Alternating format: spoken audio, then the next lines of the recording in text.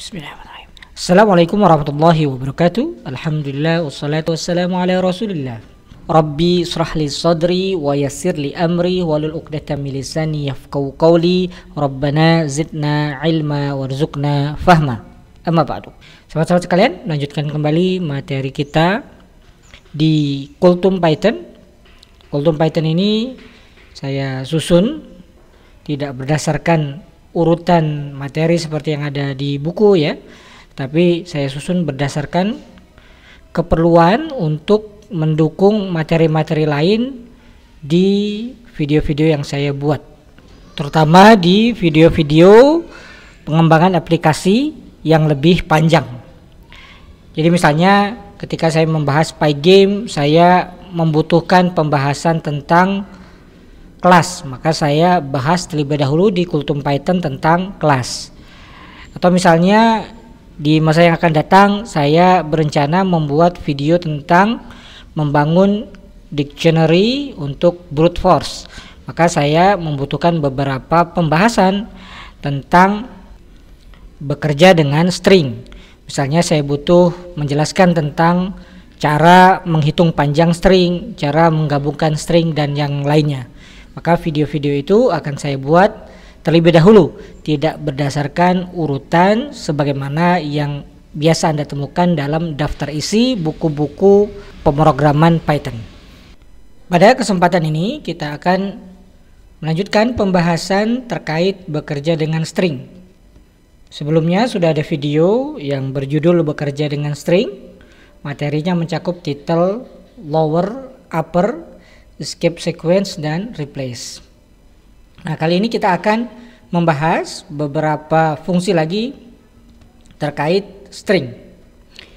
Yang pertama kita akan bahas fungsi len. Nah, fungsi len ini digunakan untuk menampilkan panjang atau jumlah elemen dari sebuah objek. Seperti biasa kita coba langsung dalam kode program.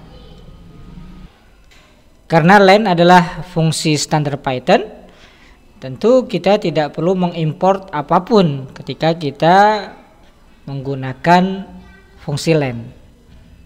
Jadi langsung saja kita berikan misalnya teks ini contoh. Nah, kita ingin tahu panjang teks ini berapa, maka kita tinggal buat len text. Nah, kemudian kita print panjangnya, kita jalankan, maka kita dapat nilai 10. Jadi itu fungsi len yang pertama. Kemudian fungsi kedua yang ingin saya kenalkan adalah enumerate ya.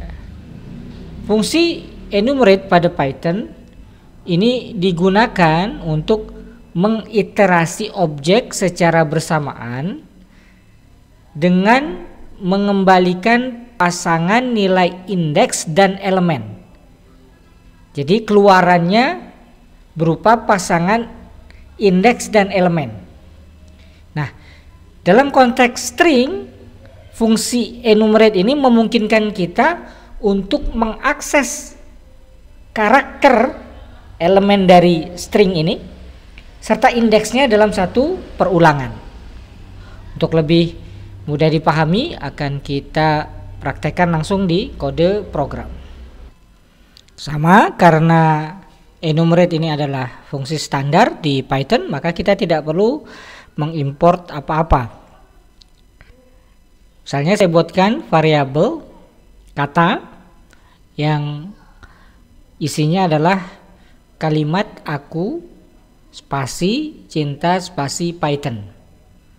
Nah, kemudian saya buat variabel enumerasi yang merupakan representasi dari enumerate. Nah, yang saya enumerasikan adalah kata, yaitu aku cinta Python tadi. Nah, kemudian kita bisa tampilkan indeks dan huruf dari hasil enumerate tadi dengan looping for ya, for index, kemudian huruf, in enumerasi, print huruf koma indeks. Nah, ketika ini kita jalankan, maka kita mendapatkan keluaran ya, A adalah indeksnya 0, K indeksnya 1, U indeksnya 2, spasi yang pertama indeksnya 3, dan seterusnya. Nah, ini nanti akan bermanfaat ketika kita ingin melakukan modifikasi teks. Itu yang kedua, yaitu enumerate. Kemudian yang ketiga yang ingin saya kenalkan dalam kesempatan kali ini adalah fungsi join.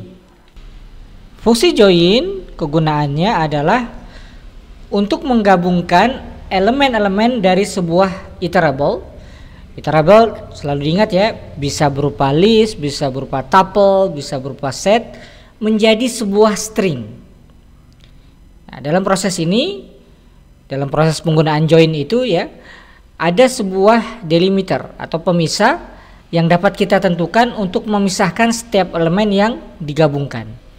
Dan fungsi join ini nanti banyak sekali manfaatnya. Misalnya kita bisa menggabungkan antara sebuah kata dengan extension sehingga menjadi nama file.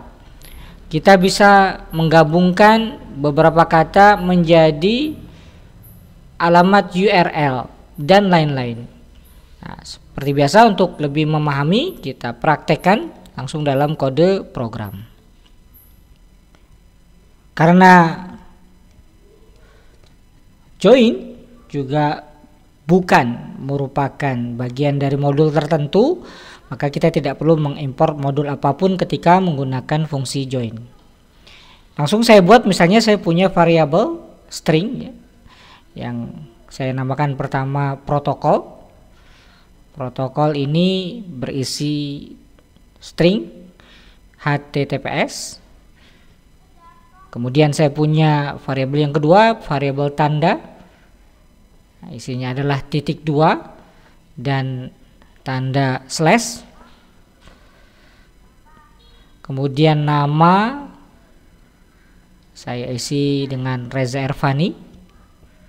Kemudian TLD sama dengan saya tulis dengan .com. Nah, kemudian untuk menyatukan semua protokol, tanda, nama, TLD ini, saya buat variabel baru. Saya sebut saja alamat ya. Alamat sama dengan tanda petik 2. Nah, tanda petik 2 inilah delimiternya. Karena kita tidak ingin menggunakan tanda apapun di antara HTTPS, tanda, Rezervani, dan .com, maka saya buat saja tanda petik yang berhimpitan. Jadi ini menunjukkan tidak ada delimiter apapun. Kemudian saya berikan dot, kemudian join. Nah, di dalam join ini saya buat semua yang ingin saya gabungkan itu dalam bentuk list. Nah, isinya adalah protokol, tanda, nama, TLD. Nah, kemudian saya print alamat, maka Anda lihat akan keluar gabungan dari semua variabel yang saya berikan, yaitu https://rezervani.com. Nah, kalau delimiternya kita rubah misalnya dengan tanda strip, maka Anda akan melihat di antara setiap variabel yang saya gabungkan itu ada tanda strip, https strip //strip rezervani strip.com. Nah, ini nanti akan banyak sekali kegunaannya, terutama ketika kita berinteraksi dengan pekerjaan terkait modifikasi string. Demikian 3 fungsi yang terkait dengan pekerjaan kita dengan string yang saya kenalkan dalam video ke-12 ini. Masih ada cukup banyak ya fungsi terkait dengan string, insyaallah kita akan bahas di video-video berikutnya. Anda bisa modifikasi, bisa gabungkan antara len, kemudian enumerate dan join dalam sebuah program untuk mencoba untuk melakukan pengamatan apa yang terjadi. Karena demikianlah cara belajar yang menurut saya paling bagus. Insya Allah kita bertemu kembali di video berikutnya. Semoga apa yang disampaikan bermanfaat. Terima kasih atas waktu yang diberikan untuk menonton video ini. Terima kasih. Wassalamualaikum warahmatullahi wabarakatuh.